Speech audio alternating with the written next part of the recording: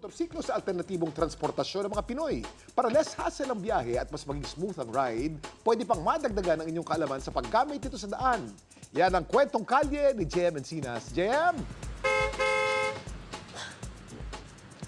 Kuya Kim, good news para sa mga kapuso natin na nais matutong magmaneho ng motorsiklo. Dahil ngayong araw ay formal na nga binuksan ng MMDA yung kanilang Motorcycle Riding Academy.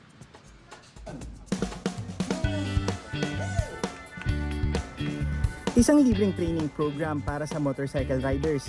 Dito ay binibigyan ng riders ng basic information para sa ligtas na pagpapatakbo ng motorsiklo.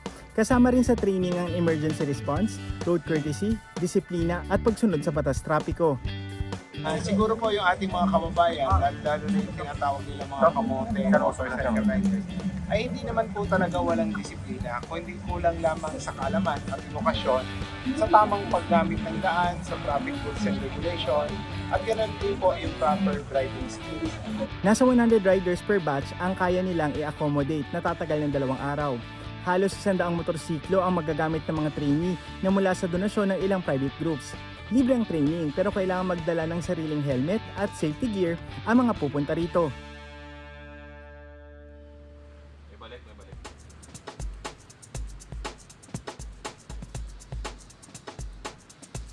Live mula dito sa Pasig City, ako si JM Encinas at yan ang kwentong kalyeng dapat alam mo. Kuya Kim? Maraming salamat, JM Encinas.